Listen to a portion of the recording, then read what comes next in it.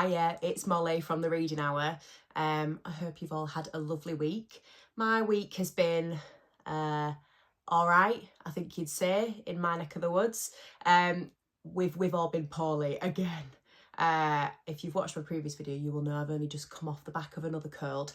But if anyone's got young children, you will know that from the months of about October to March, you pretty much have a fortnightly virus of some kind, whether that's norovirus, we've had that, COVID, we've had that, we had hand, foot and mouth disease last year, which sounds like something that a sort of sickly, pallid Victorian child would catch, but we've had that.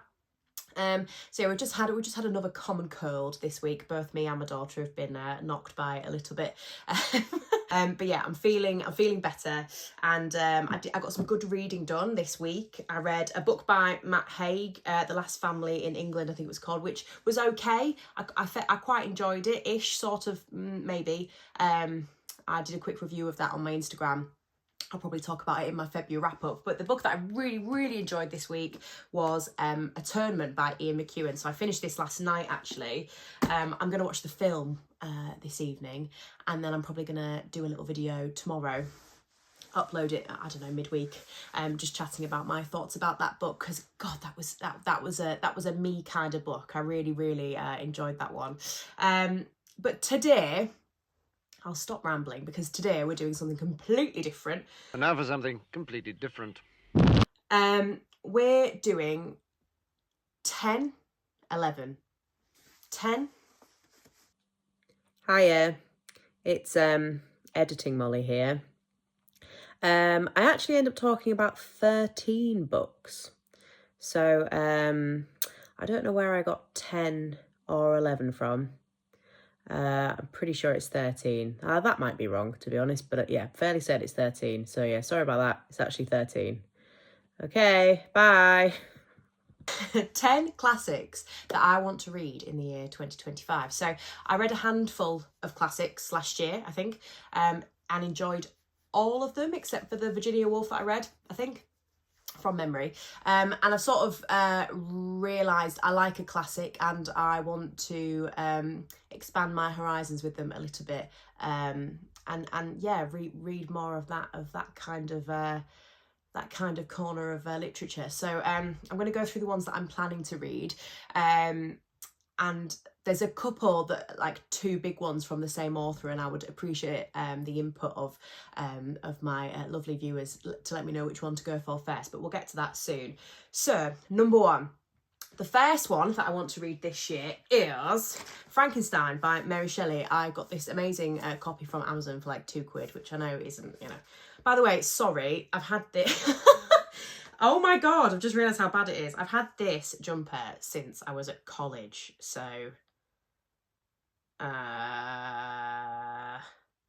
oh God, 10 years ago. 10 years ago.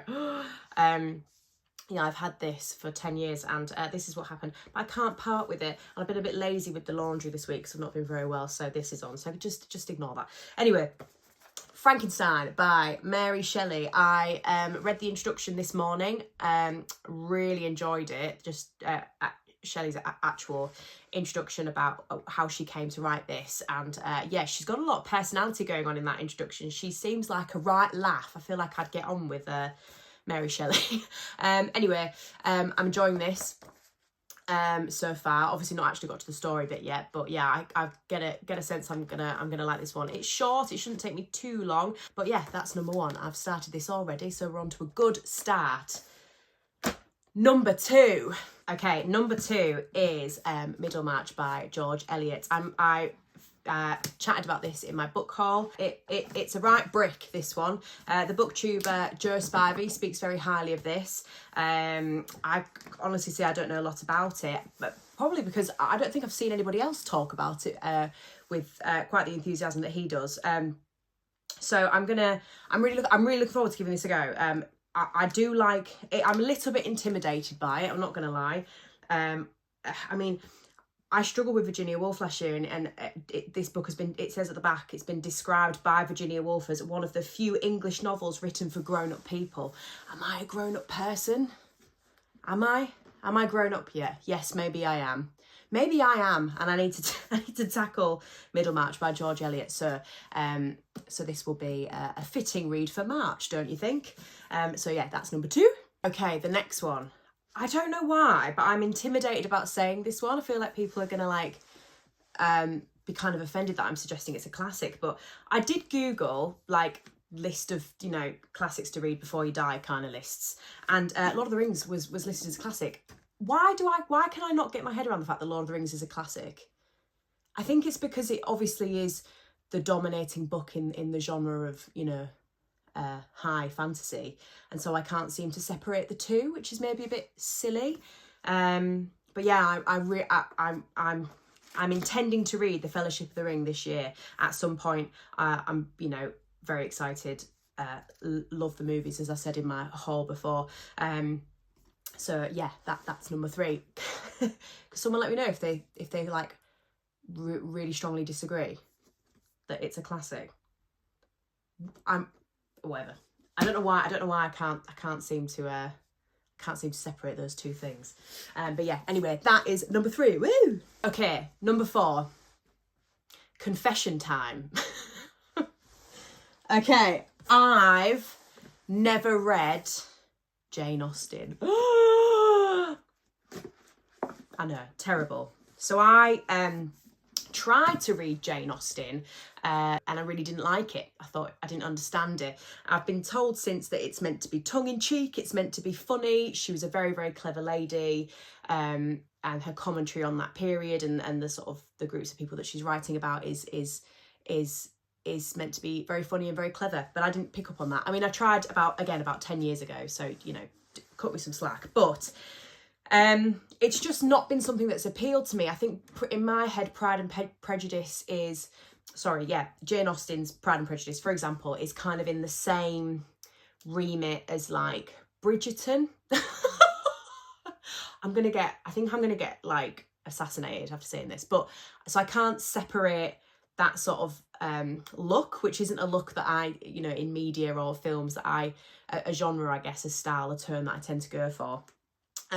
But I'm gonna give them a go. I've got the 2 copies that I got these 2 beautiful editions from Vinted. They were £1 each.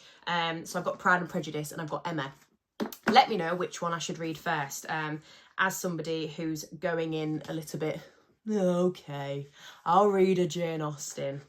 But that being said, I'm not sure that I can be on BookTube talking about classics and not have read a single Jane Austen. So we are going to change that this year. So yeah, let me know, Pride and Prejudice or Emma. I'd be interested to know your thoughts. Next up, we've got a little one. Picture of Dorian Gray. I don't even know why I have this. I feel like it's my husband's, but I don't think my husband's read it either. Or maybe he has. Anyway, Picture of Dorian Gray, never read it. Does he not sell his soul to the devil or something? And the picture is to not age. Yeah, that's it. When he wishes that a perfect portrait of himself would bear the signs of aging in his place, the picture becomes his hideous secret as it follows Dorian's own downward spiral into cruelty and depravity. I mean, yeah, it sounds like my kind of book, actually. So I think I'll try and get to this quite quickly. It's fairly short. But yeah, looking forward to this one as well. Okay, so number 6 is, I'd really like to read, I don't have a copy of it, but I'd really like to read The Grapes of Wrath by John Steinbeck. I adored East of Eden last year. It really stayed with me. I really struggled to talk about East of Eden because it's such a sort of epic. I feel quite overwhelmed when I talk about it, so it will be probably a bit of a good challenge for me to try Grapes of Wrath and to speak about that. But yeah, I really, really enjoyed East of Eden. I went into East of Eden not really knowing anything about it as well, which I think was really beneficial, and I'd like to do the same for Grapes of Wrath. I think generally it's considered that East of Eden is the better one, but it was so good that I'm still really motivated to give Grapes of Wrath a go. So yeah. Is it about grapes? Serious question, is it about grapes? Anyway, alrighty, talking of confessions, let's talk Orwell. So I read a really interesting article because I think I'd heard it on the radio. I think I'd heard it on LBC or something, talking about the most lied about books, books that Brits have generally lied about reading, and George Orwell's 1984 came out on top as the most likely for somebody to lie about having read it. So I've tried, this is really, really old, as you can see. It's very stained and a bit gross. I've picked this up a couple of times in my life and been really bored by it. Again, I haven't picked it up in the past 5 years when I'd say I've been a bit of a more open-minded reader, maybe. It just didn't grab me. Is that really embarrassing? I really want to give it a go. The other one that we've also got is Animal Farm. Again, my husband's read this one. My husband likes a short book. He will pick something up like this and then just read it and then probably not read again for like a year. That's sort of the kind of reader that he is. And he's saying to me all the time, you need to read Animal Farm, you need to read Animal Farm. So I've got the two. I've realised this is actually becoming like 14 book classics to read, but I'm combining this and I'm combining the two Jane Austen together. Again, tell me, which one should I start with? Probably Animal Farm, right? Because it's short. And I think they're very different. But yeah, I've got those two and I can finally stop lying about reading it. No, I'm joking. I've never lied about reading a book. I think that's you're asking for trouble there, really, aren't you? But yeah, looking forward to trying these two. Where are we at? Okay. Daughter's crying downstairs.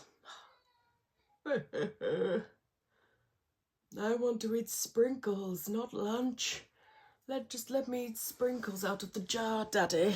The child has been satiated with sprinkles. And when I mean sprinkles, I mean like literally the sprinkles that you put on top of a cake. At the moment, we have got a battle going on with child and sprinkles, and she feels that the sprinkles are an essential part of her diet, that she needs to be fueled by them regularly throughout the day, and if she's not, it's World War III. So I think that we have just caved and given her some sprinkles so I can finish my video, so that's very cool. Fantastic parenting. So these next three, oh, don't laugh at me. I want to try and read Crime and Punishment by Dostoyevsky. He's an author that's sort of been floating through my head for a while. I kind of see him on TikTok occasionally, which is kind of odd. TikTok will either give me like sort of silly, spicy, like fantasy books, or Russian 19th century literature. So, yeah, it's on my radar. Don't know anything about it. I'm going to give it a go, though. Is that okay? I think so. I'll let you know if I do it. The other two were, I'd really like to read Dracula. I'll probably save that for October. I really want to see the new Nosferatu film. Has anybody seen it? It looks mental. That's that's kind of on my radar, and that made me think, oh yeah, I could read Dracula. You know, the sort of origins of a vampire story. Hands up. Who read Twilight and loved Twilight when they were a kid? Me. So we'll do Dracula as well as an adult. And then the last, oh no, I've got two more. The next one is, so Virginia Woolf. I read The Waves last year and really didn't get on with it at all. Didn't understand it. Not clever enough for The Waves. And then a kind commenter recommended to me to try Orlando as one of the sort of easier of her novels. There's also A Room with a View, or Mrs. Dalloway, or The Lighthouse. I think Mrs. Dalloway on Google was telling me to try first, but I think I'm going to go with Orlando. I'd like to try that and give Virginia Woolf another go. But finally, I'm leaving this to the end because it will be a reread. I read Jane Eyre. I've read it twice now. I've read Jane Eyre by Charlotte Bronte. I read it in college and then I read it again not long after. And I want to revisit it again. I absolutely love Jane Eyre. And I want to read it now again as a proper grown-up. So I'm really looking forward to giving Jane Eyre by Charlotte Bronte a go again. So that will be hopefully read this year. And look, I'm not a rereader, really. Don't reread books very often. I can probably count on one hand how many books I've actually read more than once, but this is one that is calling to me. Yeah, I just wanted to say, if you watched my book haul, you probably saw that I picked up the Tenant of Wildfell Hall, and I was super enthusiastic about at the time. It's super, you know, beautiful. But why does this not draw me in? I think it's the gloominess, the darkness, the grittiness of Jane Eyre and Wuthering Heights that sort of really, you know, drew me to them initially, and is what brings me back to them over and over again. And I don't know why I don't feel the same about this. What's my beef? What's my prejudice?